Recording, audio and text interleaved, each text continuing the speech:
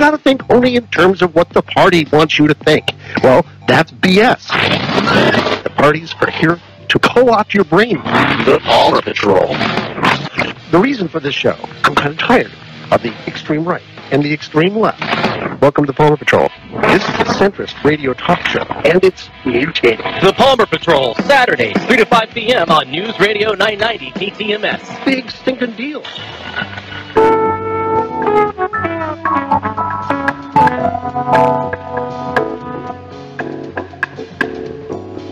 Don't turn your dials, folks.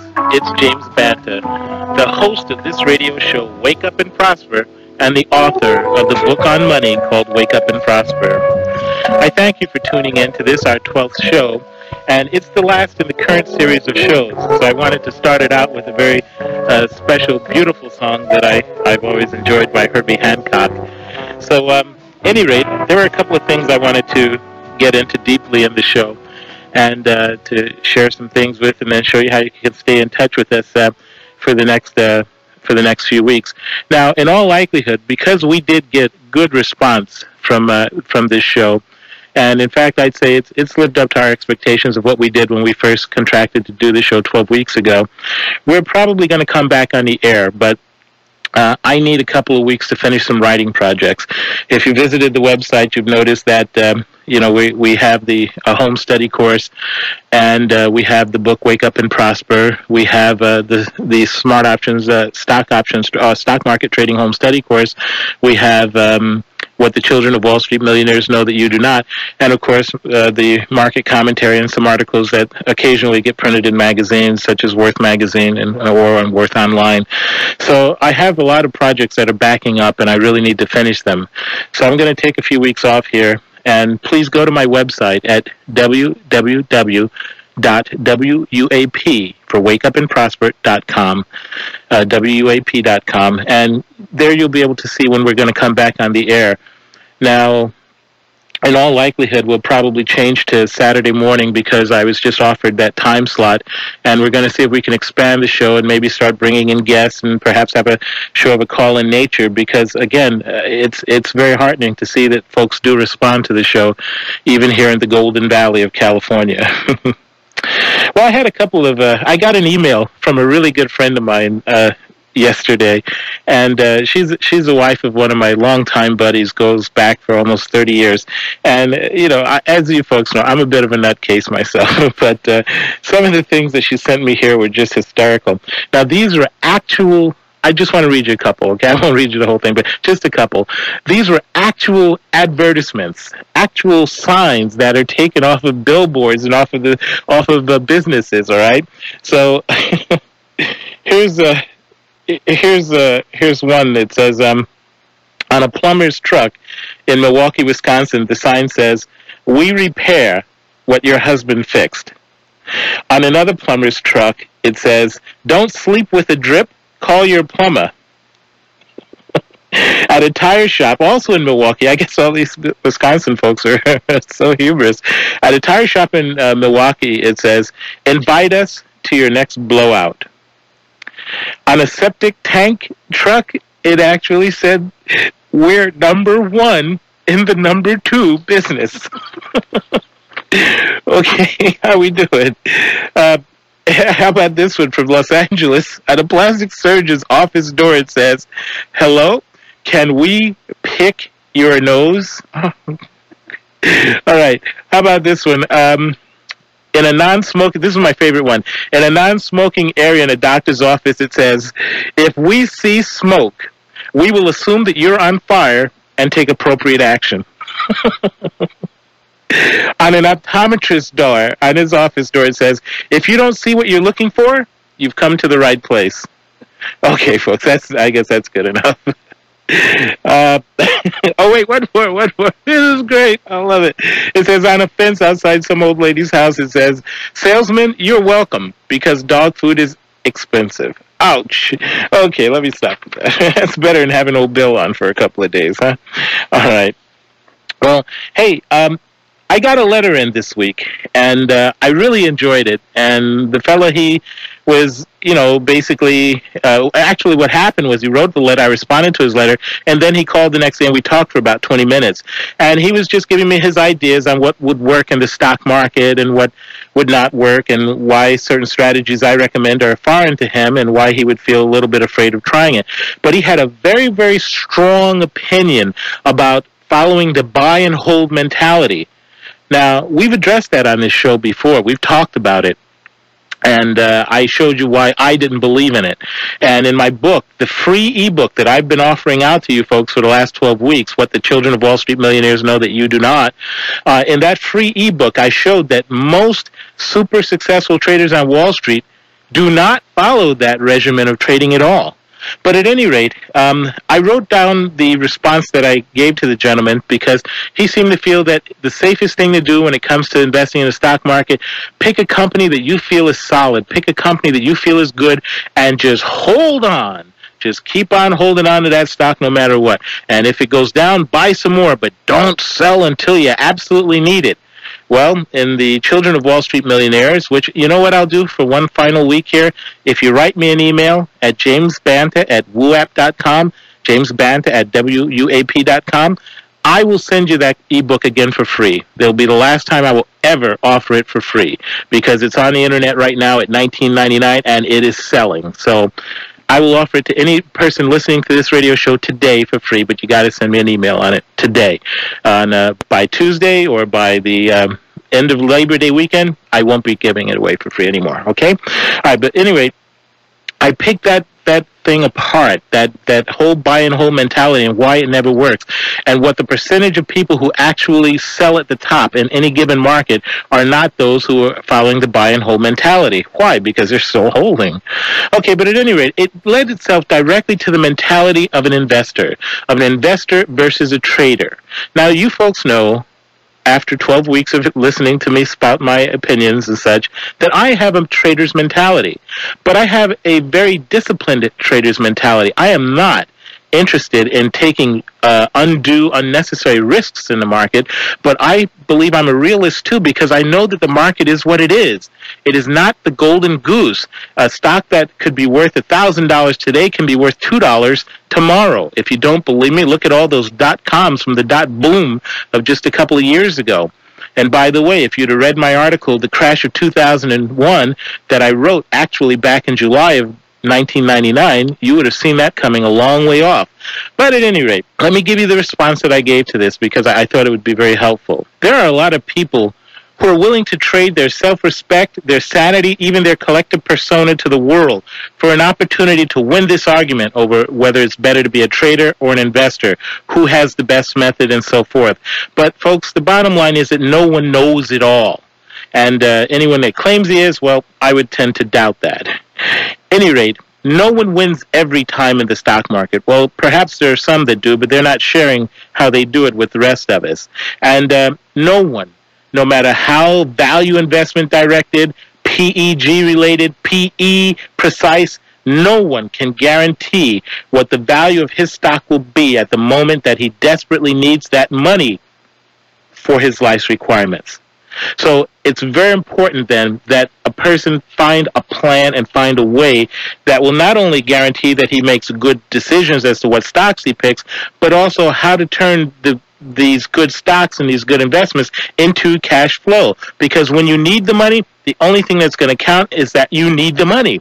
And if you have to sell your stock at its bottom, then you've got to sell it, because you've got to raise that money. And if you don't believe that, just send a letter off to, where is he at, the Schuylkill Federal Prison, where Mr. Sam Waxel will tell you how he earned $130 million and yet went $200 million in debt because he had to sell his stock at a very low point.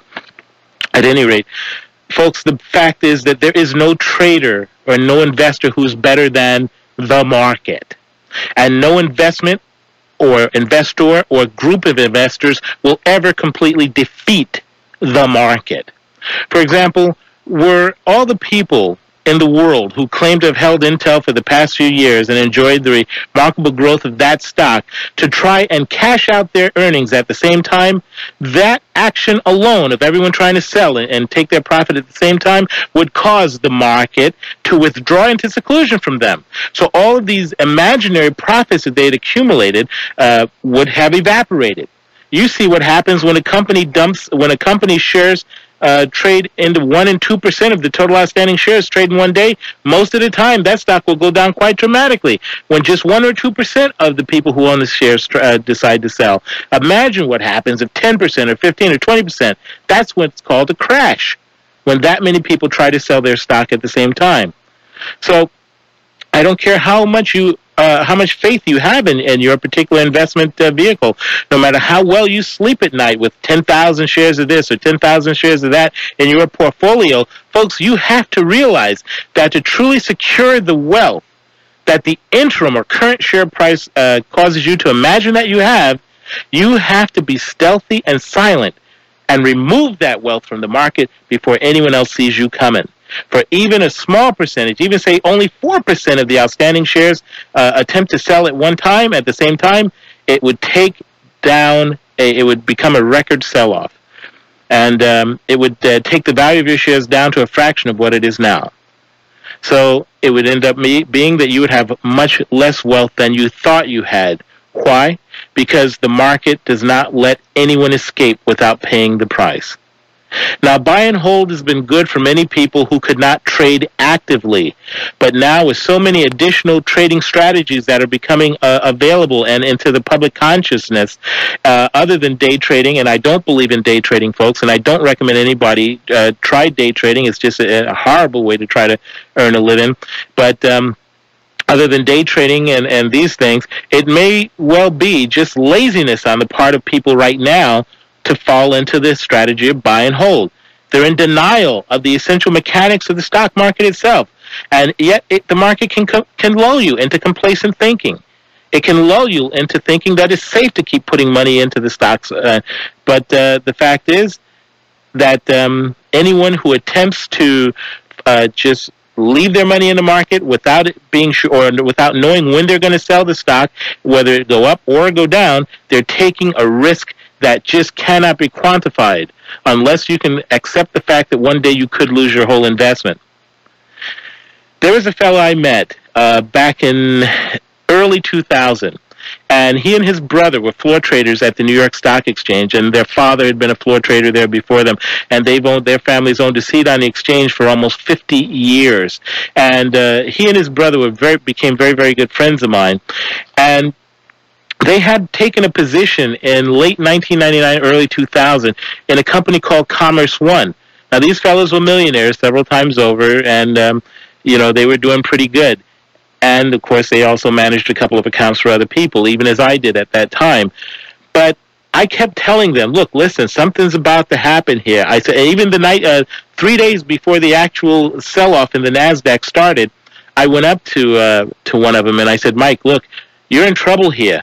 If you're holding that many shares of Commerce One, and I think at the time he was close to 200,000 or 300,000 shares of it, and the stock was up close to about $150 a share at the time, and I said, if you do nothing else, buy a ratio back spread and puts on this stock. I said, because my technical analysis says that not only is the stock market overvalued, not only is the stock market overextended in this rally, I said, but look at what the institutional money flow is doing. The stocks are going up, but the big institutions are pulling out. Thank the Lord, the man listened. And he turned a $50,000 ratio back spread into about $750,000 over the next 2 or 3 months, while the value of his stock went to, well, as you see now, about, $1.50 or less per share.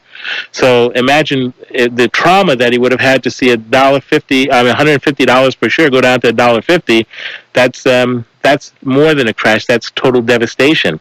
So even though he thought that, wow, hey, I've got several tens of millions of dollars in this stock right now, and nothing bad can happen to me. Instead, he took the ratio back spread position.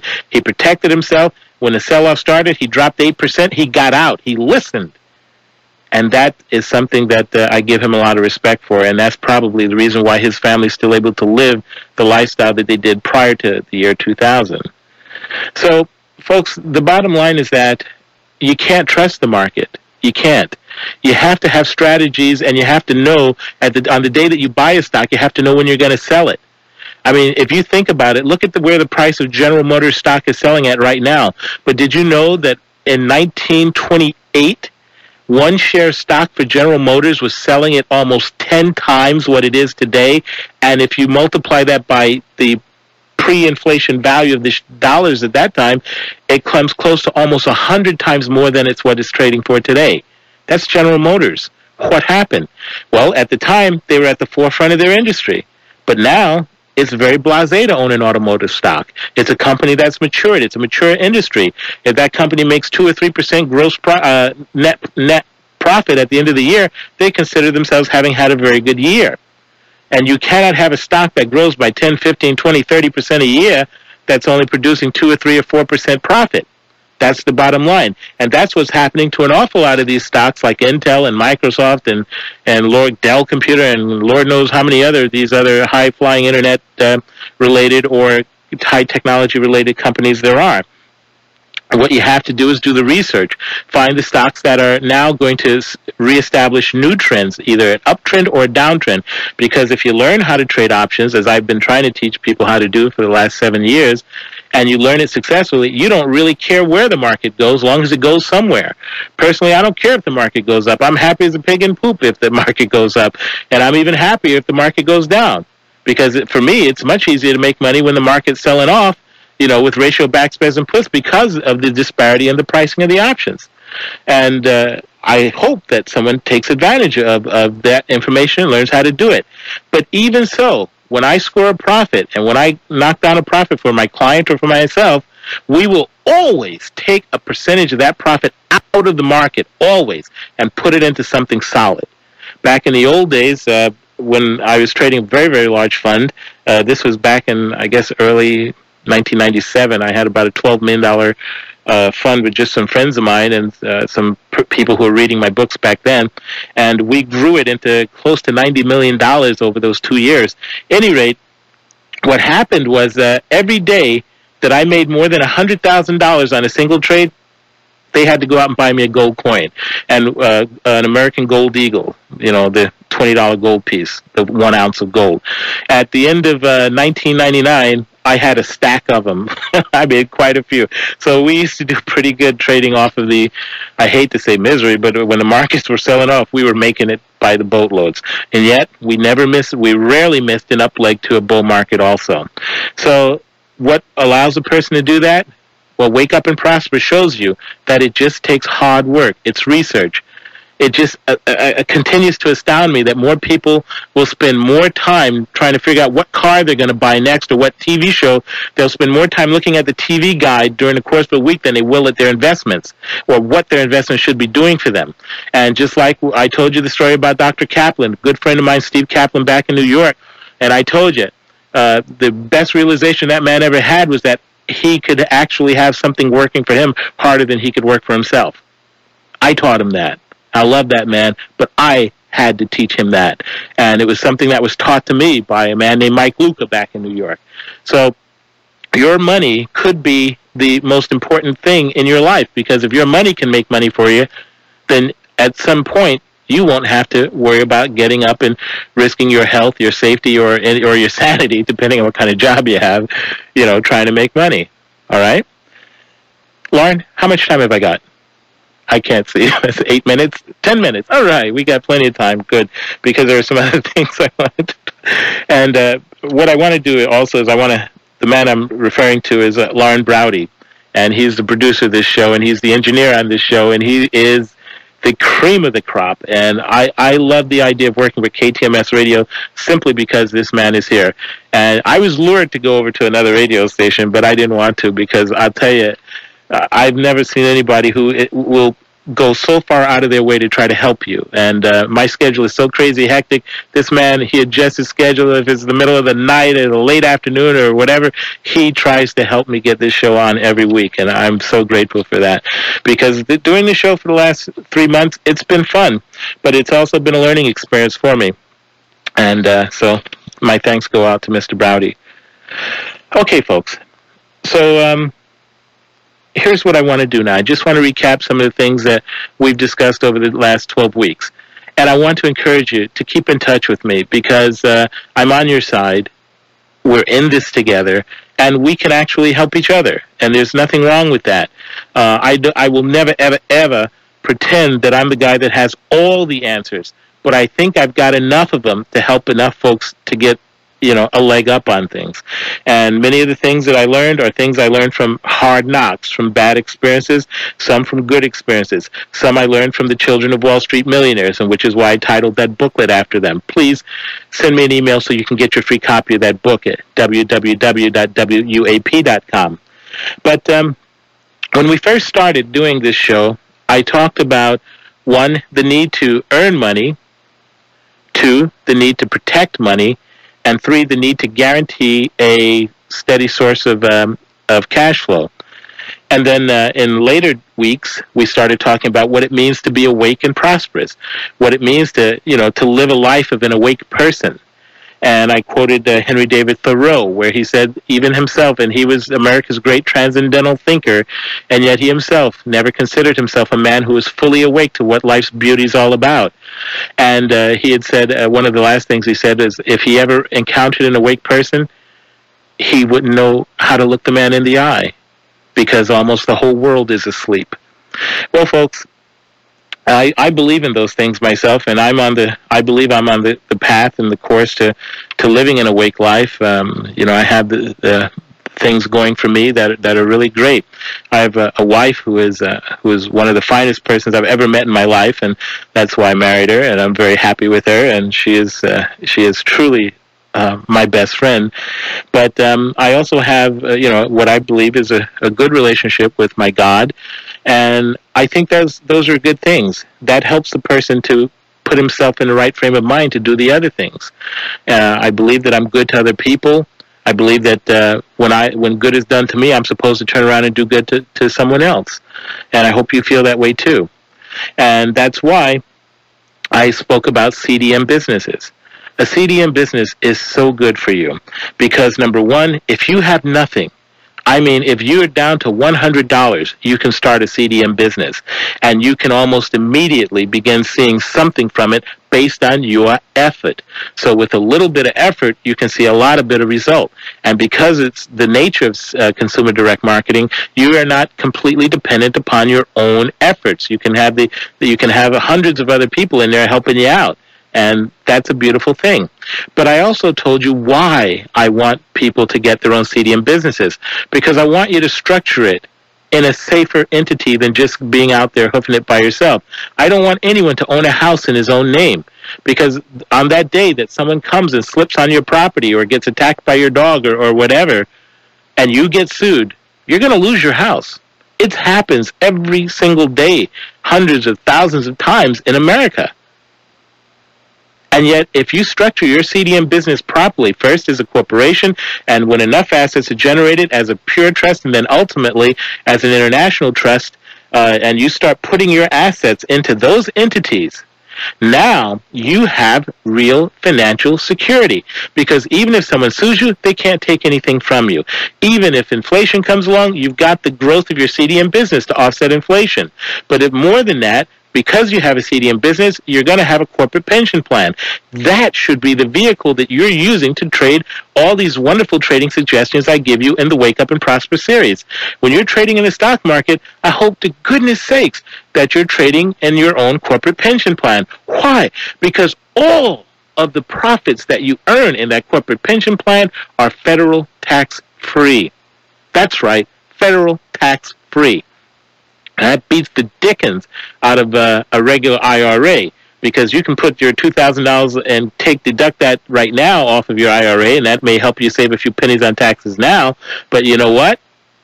At retirement time, you got to pay on whatever profits you made there. Even the Roth IRA, which is quite a bit better, you use after-tax dollars to fund your Roth IRA, but still, there are ways that they tax you. But if you set up your corporate pension plan, folks, and you structure that thing correctly, ultimately that corporate pension plan will be buying your house for you. And you'll be paying your so-called mortgage payment into your own corporate pension plan. Now, you let somebody come and try and take your property away from you when it's properly structured like that, and you're going to have another thought coming. So these are the kinds of things that we talked about on the show in the early weeks of Wake Up and Prosper. Then I continued on and spoke about the importance of learning how to trade stock options. Why? Because of the simple fact that it is the greatest leverage in the stock market. Now, you can't do better than a stock option because, as I showed you, if you have IBM trading at $100 per share and you've got $10,000, pause for a moment, folks. Lauren, don't you pause. Just give me how much time I got left. Perfect. I just have to keep track because I hate to start a story, and then, At any rate, so you got IBM sitting out there at $100 per share, and all you've got is $10,000, and you go and you buy and let's say you don't have a margin account, so you go out and you buy your 100 shares of IBM for the $10,000. If IBM now goes to $110, it's a big move. That's a 10% jump in IBM, and that means that you made how much? 10 times that 100 shares, or $1,000. Goody, goody, goody. That's so nice. Yes, you're a wonderful investor. Yes, you are. Okay, stop that nonsense. Now, let's say you took that same $10,000 and you bought a ratio back spread in IBM, or even forget a ratio back spread. Let's just say you bought a leap contract in IBM, which gives you 2 years at a strike price of $100, and IBM goes up to that same, and let's say that you're going to pay maybe, and I'm just going to use a capricious number, folks, $10 a share for that leap. That gives you 2 years worth of time on IBM, all right? Now, IBM's going to go to, so you basically have 10,000 shares, all right? So IBM goes to $110. Guess what your leap option is going to be worth? No, it won't be worth $110. It will be worth $5 more than what you paid for it. And there is a very, very, very powerful, complex calculus formula that's used to determine the price of options that guarantees it that an at-the-money option will go up by 50 cents for every dollar that stock goes up for the next $10. Guaranteed. All right? So that IBM contract that you just paid $10 a share for is now worth $15. So you went from $10,000 to $15,000 on the same $10 move in that stock. Now let's hear some applause. Yay! I'm so glad I bought Wake Up and Prosper and read the book and applied what that guy in the radio, James Banta, said. Okay, now you really feel better? You can't touch that you can't even come close to that by just learning how to trade stocks. Yeah, I look at stocks, I look at charts, I do technical analysis, I read company reports, I read every quarterly filing that any of the companies that I trade in do. But when I'm ready to make an investment, I look for the best option vehicle. Sometimes I'll buy an option outright. Sometimes I'll buy a regular call with 2 or 3 months if I feel that something's about to happen right away. Sometimes I'll buy a leap if I have a longer term horizon. Sometimes I'll sell a ratio back spread. Sometimes I'll buy a ratio back spread. Sometimes I'll sell a calendar spread. But the bottom line is I am not a one-trick pony in the stock market, and neither should you be. You need to learn how to do this, because the difference in that same $10 move in IBM would be whether you put $1,000 in your pocket or $5,000 in your pocket. And if the only difference standing between you and me is just that little bit of knowledge that I have, then get the knowledge. That's why I wrote the book. And I hope that you do listen to that. So, folks, those are the kinds of things that we've talked about for the last 12 weeks. When we come back on this show again, it'll probably be a couple of weeks. Like I said, I have some writing projects I need to finish, and I need to spend some quality time with my incredibly beautiful and lovely wife. And so when I'm finished with those things, then I'll know it's time to come back on the radio and do the show. But keep checking the website at www.wuap.com, and you'll be able to see when exactly we're going to come back on the show. All right? I've loved this. I've loved it. I've loved Lauren Brody. One day I'm going to invite that man and his family out to my house for dinner, and we're gonna do it right. Okay, Lauren? Thank you for listening to this radio show, folks, and may God bless your efforts. I'm James Banta. I'm Dr. Laura Schlesinger. Jim, welcome to the program. Hi, Dr. Laura. Hi. It's Days Brown. Okay. I can't get funky no more. All right, okay. I feel so bad. Sometimes I can't even step back and kiss myself. Adipose tissue, sir.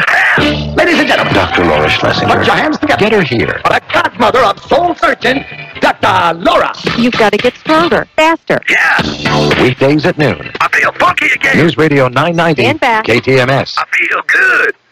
This is Santa Barbara's radio station for Don Imus, Rush Limbaugh, Dr. Laura, and Michael Reagan. News Radio 990 KTMS Santa Barbara. It's 11 o'clock.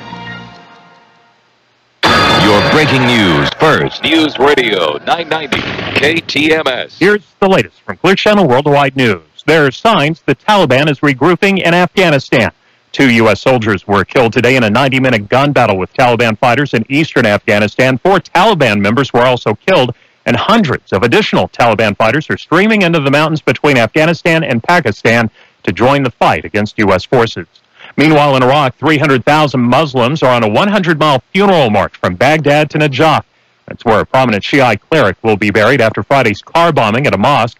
The governor of Najaf is asking the FBI to help out with the investigation.